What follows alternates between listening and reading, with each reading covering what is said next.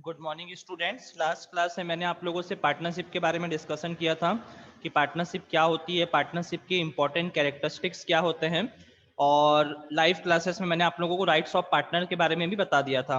आज एक बहुत ही इंपॉर्टेंट टॉपिक आप लोगों को बता रहा हूँ जो थ्योरिकली है लेकिन बहुत इंपॉर्टेंट है आप लोगों का, और वो है पार्टनरशिप डीड।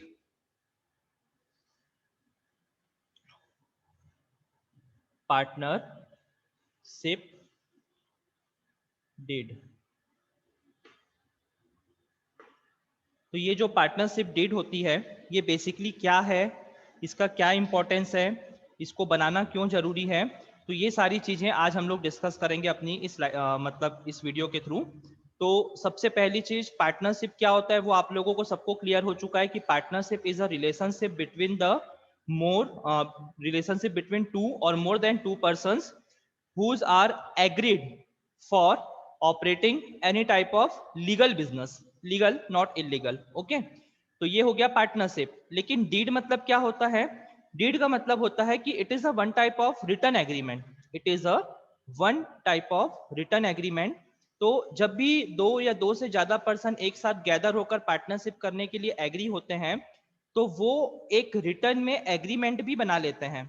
और रिटर्न में एग्रीमेंट बनाना जरूरी भी है इसलिए क्योंकि अगर in future suppose if there will any type of dispute between the partners, so on the basis of deed they can resolve their problem. ठीक है, मतलब अगर फ्यूचर में कभी भी प्रॉब्लम्स हो जाती है पार्टनर्स के बीच में, किसी भी टाइप का डिस्प्यूट हो जाता है तो उसको सॉल्व करने के लिए फिर पार्टनरशिप डीड जो है वो बहुत ज्यादा इंपॉर्टेंट होती है क्योंकि ये एक लीगल एविडेंस होता है और अगर आप इसको चाहे तो कोर्ट में एज अ एविडेंस भी प्रेजेंट कर सकते हैं। ठीक है, इसलिए पार्टनरशिप डीड बहुत इंपॉर्टेंट होती है। वैसे तो पार्टनरशिप एक्ट में ये लिखा हुआ है कि एग्रीमेंट होना जरूरी है, whether it may be written और वर्बल ऑल्सो। लेकिन आप खुद सोचिए, आप लोग इतने बड़े हैं कि वर्बल चीजों की क्या वैल्यू रहती है। अगर आज आपको कोई कुछ वर्बली कमिटमेंट कर दे कि मैं आपको ऐसा करूंगा या उस टाइप से अमाउंट पे करूंगा, लेकिन उस चीज को आपको अगर किसी के सामने प्रूफ करना हो, कोर्ट में जस्टिफाई करना हो, so how can you justify और how can you will prove it? That's why return evidence is more important in any type of legal matter. तो इसीलिए पार्टनरशिप डीड भी जब बनाई जाती है तो उसको रिटर्न फॉर्म में रखने पे ज्यादा फोकस किया जाता है कि रिटर्न में हो। ठीक है, तो अब आप लोग इतने लंबे एक्सप्लेनेशन के बाद समझ गए होंगे कि पार्टनरशिप डीड जो है वो किसी भी पार्टनरशिप फर्म के लिए एक बहुत ही इंपॉर्टेंट डॉक्यूमेंट होता है। किसी भी बिजनेस को ऑपरेट करने से रिगार्डिंग जो भी रूल्स रेगुलेशन और पार्टनर्स के जो भी राइट्स या लाइबिलिटीज होती है वो सारी चीजें उसमें मेंशन होती है। और पार्टनरशिप डीड बनने के बाद फ्यूचर में पार्टनर्स के बीच में डिस्प्यूट होने पर उसको सॉल्व करने में कोई परेशानी नहीं होती है, इसलिए पार्टनरशिप डीड बनाना बहुत जरूरी होता है। ठीक है, और आप लोगों को पता होगा कि पार्टनरशिप डीड जो है वो हमेशा एक स्टैम्प पेपर में बनाया जाता है। स्टैम्प पेपर आप लोग सब अच्छे समझते होंगे क्या होता होगा। ये एक लीगल पेपर है जो कोर्ट के थ्रू प्रोवाइड होता है हमको। तो जो भी पार्टनरशिप डीड बनती है वो एक नॉर्मल पेज में नहीं बनती है, वो हमेशा एक स्टैम्प पेपर में बनाया जाता है जो प्रिंटेड फॉर्म में रहेगा। ये हो गया। अब उसके बाद सेकंड चीज ये कि पार्टनरशिप डीड में क्या क्या चीजों को बताया जाता है, मतलब उसमें क्या क्या मेंशन किया जाता है पार्टनरशिप डीड में। तो एक बिजनेस को ऑपरेट करने से रिगार्डिंग जितनी भी इंपॉर्टेंट टर्म्स एंड कंडीशंस है वो सारी की सारे टर्म्स एंड कंडीशन जो है वो पार्टनरशिप डीड में बताई जाती है। ठीक है, तो आप ध्यान रखिएगा कि जो पार्टनरशिप डीड होती है आपकी उसमें किसी भी बिजनेस को ऑपरेट करने से रिगार्डिंग जो भी इंपॉर्टेंट रूल्स रेगुलेशन है तो वो सारे इंपॉर्टेंट जो भी रूल्स रेगुलेशन है वो सारे के सारे जो है वो आपको पार्टनरशिप डीड में बताए जाते हैं।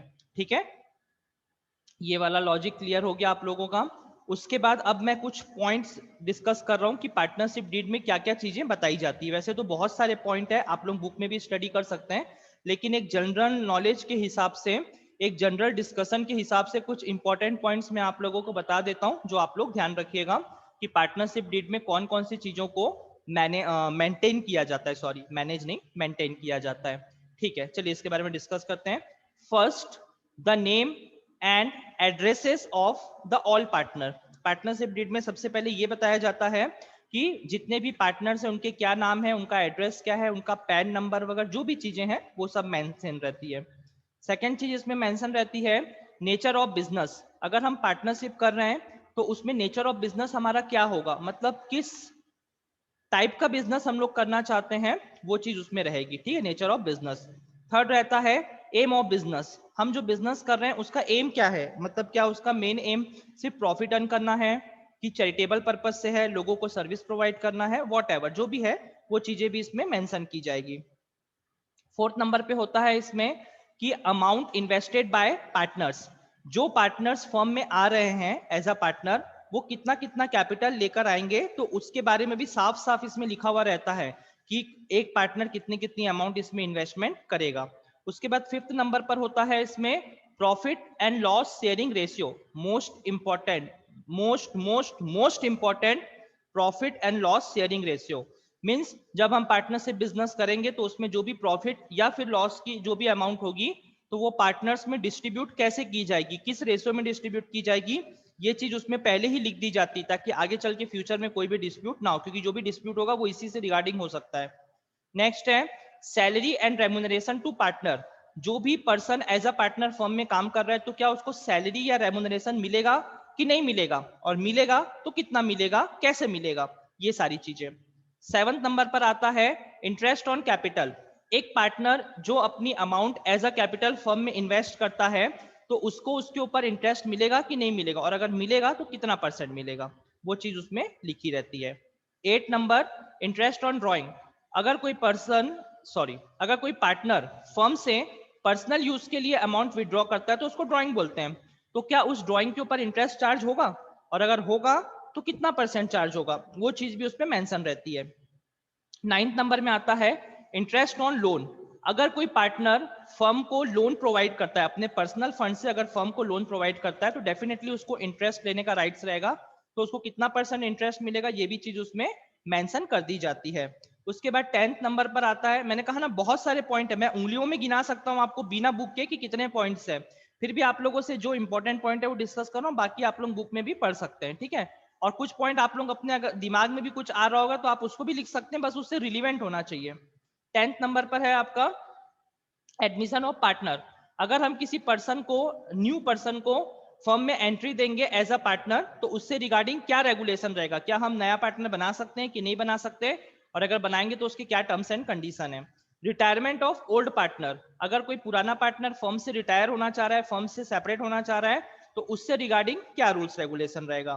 12 नंबर पर आएगा डेट ऑफ पार्टनर, अगर किसी पार्टनर की डेट हो जाती है तो उस सिचुएशन में हिसाब किताब कैसे कैसे किया जाएगा, किसको मिलेगा, हिसाब किताब कब होगा, उन चीजों का भी यहाँ पे पूरा डिस्क्रिप्शन रहता है।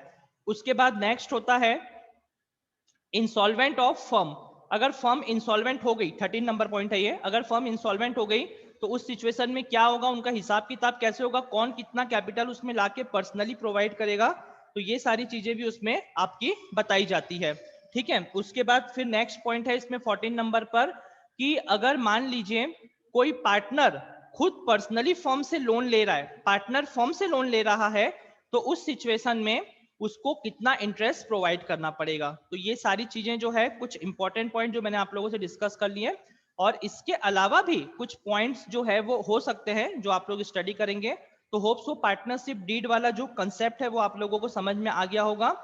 अब इसके बाद एक छोटा सा थ्योरी टॉपिक और बचेगा जिसको हम डिस्कस कर लेंगे, और देन उसके बाद हमारा थ्योरी वाला part complete, may be next या उसकी नेक्स्ट क्लासेस से हम लोग न्यूमेरिकल क्वेश्चन भी स्टार्ट कर देंगे पार्टनरशिप का, ठीक है। ओके, आगे की चीजें नेक्स्ट क्लास में कंटिन्यू करते हैं। Thank you.